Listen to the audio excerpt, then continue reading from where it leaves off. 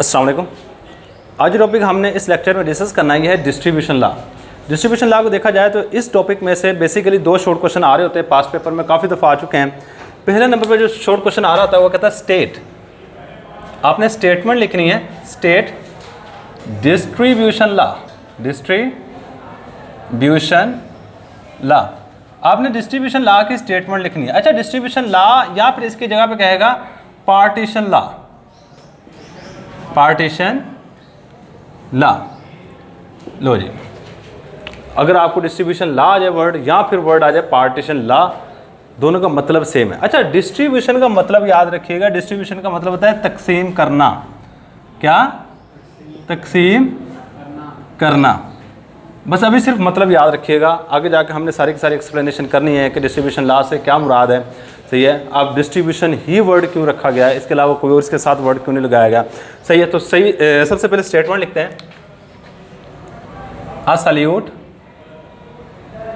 एक solute distribute itself, distribute itself, अपने आप को तकसीम कर लेता है, डिस्ट्रीब्यूट इटसेल्फ बिटवीन, दरमियान में,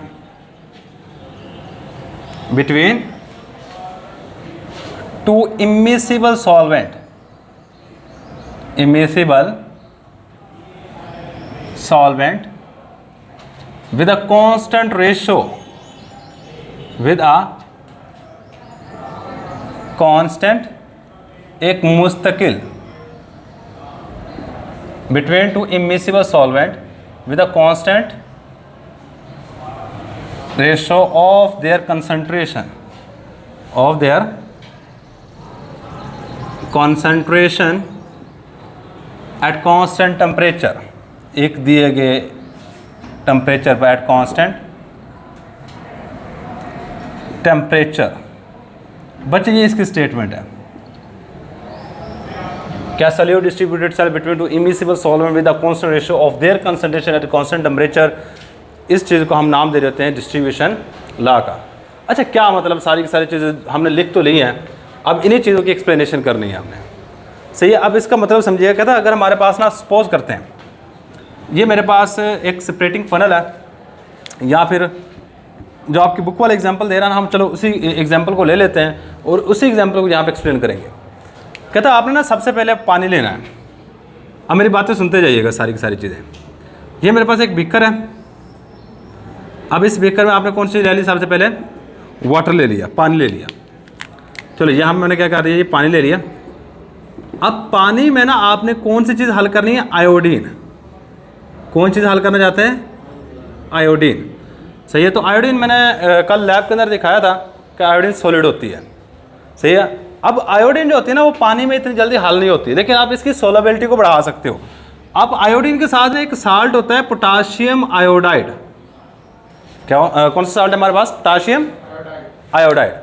अगर आप इसके साथ ये वाली चीज़ डाल देते हो ना, तो आयोडीन पानी में हल हो जाएगी, और पानी में हल होने के बाद इसका कलर हो जाता है ब्राउन।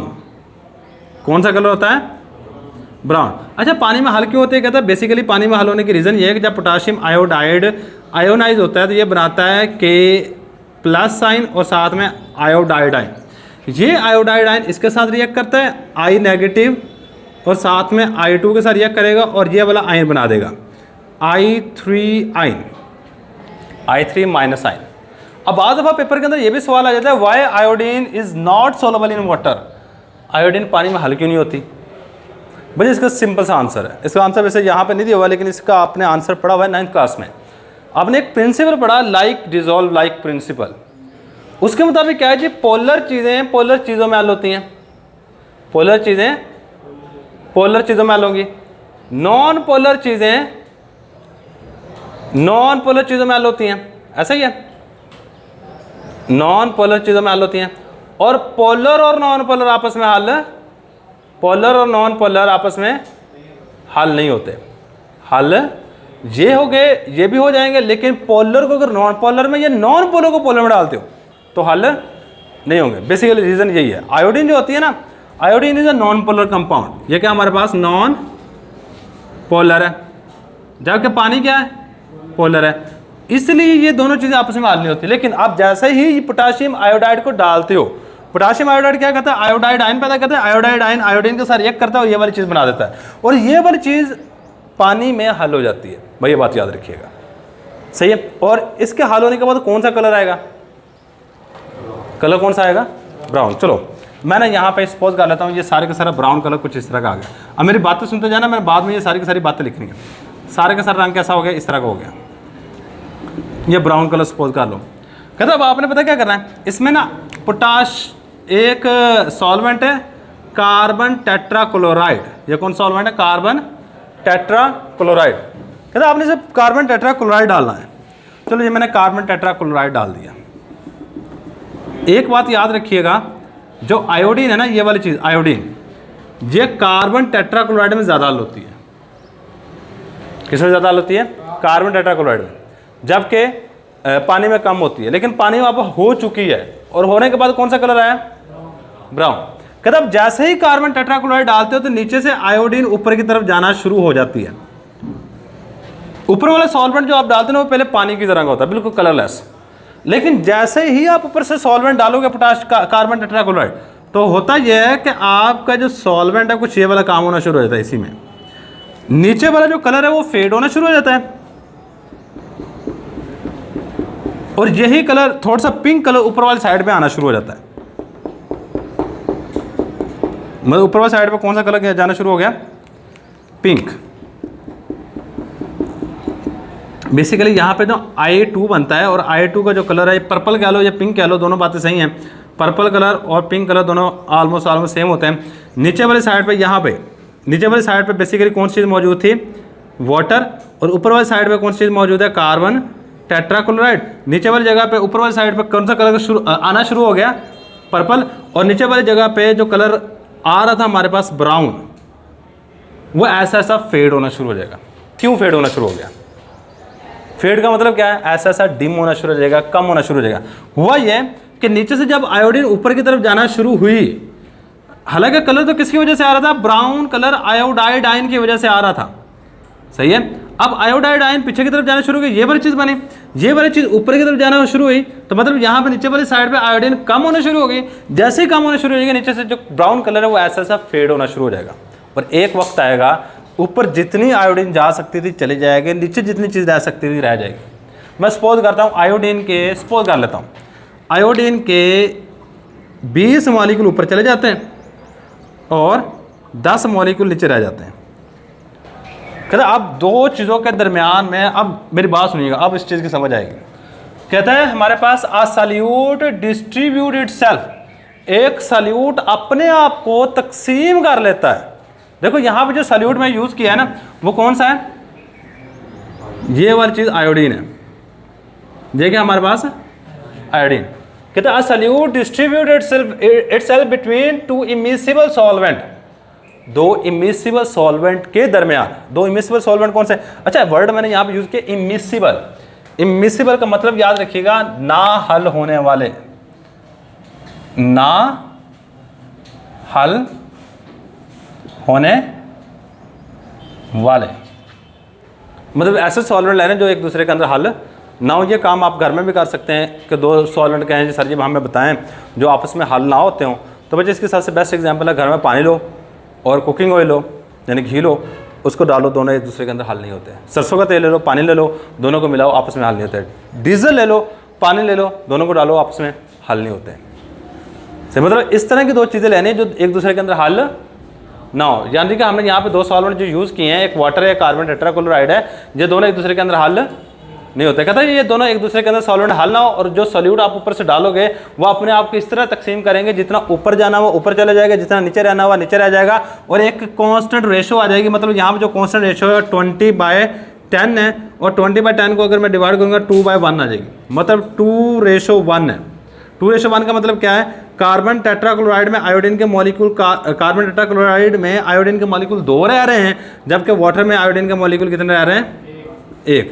कहते ये कांस्टेंट रेशो है। इसी के मुताबिक सॉल्यूट हमेशा डिस्ट्रीब्यूट करेगा आयोडीन का, अगर आप ये दो सॉल्वेंट यूज़ करते हो तो। ये था जी डिस्ट्रीब्यूशन लॉ।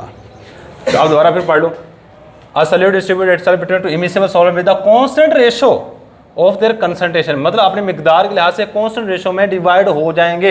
ये कांस्टेंट रेशो है एट कांस्टेंट टेम्परेचर, हत्ता कि आपका यानी कि जब आप एक्सपेरिमेंट करोगे तो आपका टेम्परेचर शुरू से लेकर लास्ट तक सेम रहना चाहिए। अच्छा, अब ये जो लॉ है डिस्ट्रीब्यूशन लॉ, इसकी एप्लीकेशन कहाँ पे है, मतलब हम इसको यूज़ कहाँ पे करते हैं। अगर बंदा आपसे ये पूछ रहे कि हमने डिस्ट्रीब्यूशन लॉ पढ़ा, इसकी एप्लीकेशन बता दो, तो बच्चे इसकी दो एप्लीकेशन जो कि आपने इस चैप्टर के अंदर पढ़नी है वो क्या है जी, following are two applications of distribution law। Distribution law की ये मदरजा झैल दो एप्लीकेशन है। पहले नंबर पे सॉल्वेंट एक्सट्रैक्शन टेक्निक एक, और इसके अलावा सेकंड नंबर पे जो हमने यहाँ पे टेक्निक पढ़नी है वो है क्रोमेटोग्राफी।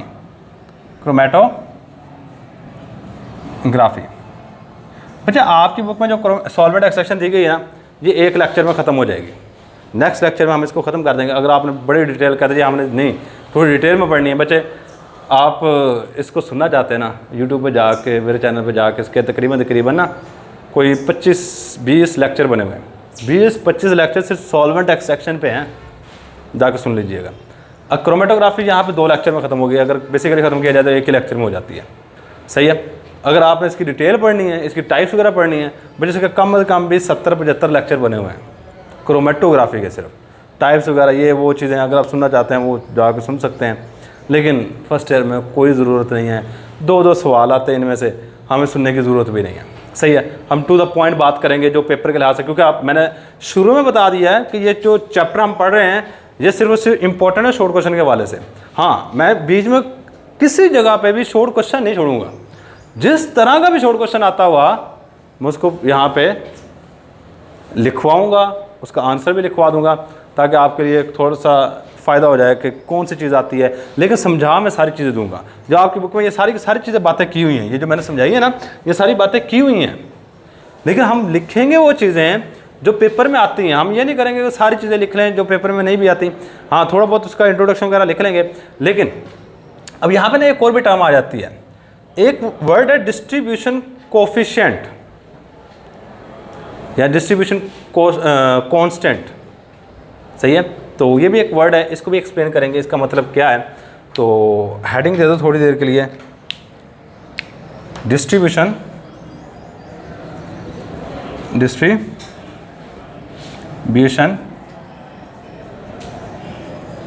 कांस्टेंट। देखो ये है डिस्ट्रीब्यूशन लॉ, ये क्या हमारे पास डिस्ट्रीब्यूशन लॉ की स्टेटमेंट है। ये है डिस्ट्रीब्यूशन कांस्टेंट, या इसको पार्टीशन कांस्टेंट भी कहते हैं। या फिर इसको क्या कह सकते हैं आप, partition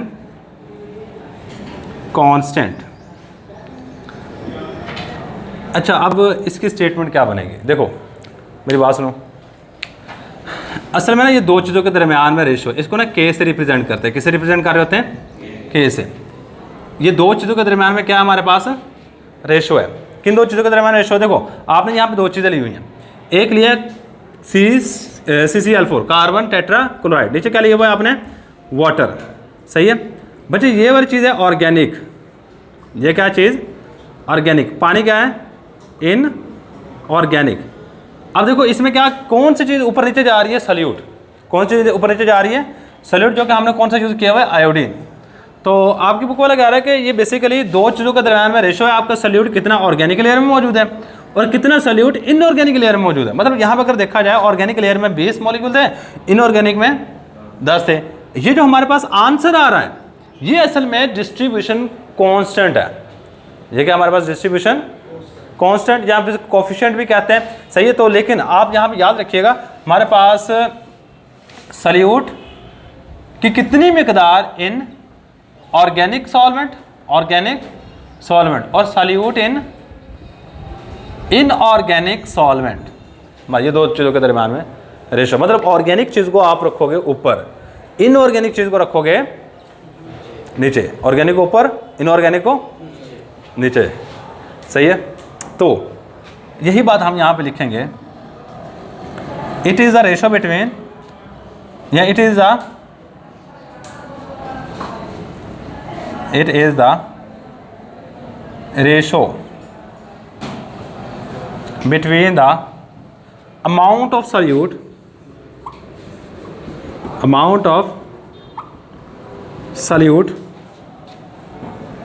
present in organic layer, organic solvent कह लो, solvent, to the amount of solute in organic solvent at constant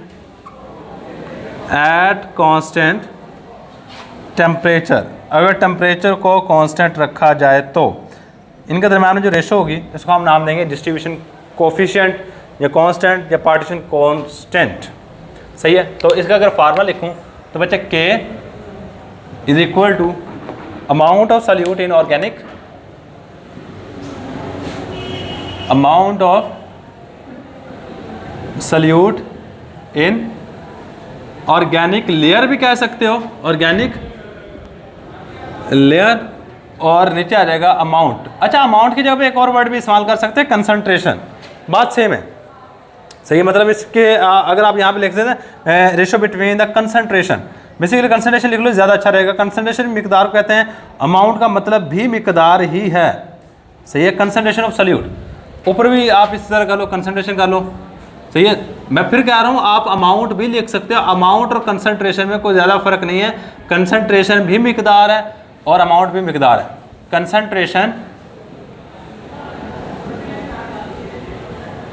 of solvent in organic layer, in organic layers.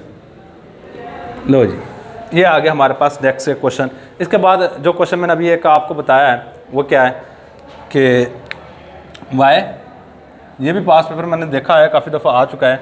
Y iodine is not soluble in water. Iodine पानी में हल क्यों नहीं होती, reason बतानी है।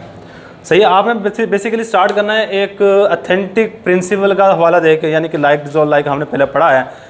उस प्रिंसिपल के मुताबिक पोलर चीज़ें में हल होंगी, नॉन पोलर चीज़ें में हल होंगी। आयोडीन नॉन पोलर है जबकि वाटर पोलर है, इसलिए ये दोनों एक दूसरे के अंदर हल नहीं होते। यही बात हम यहाँ पे लिखेंगे। According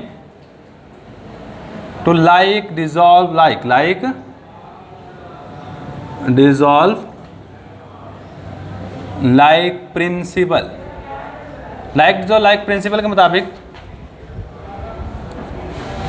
polar substance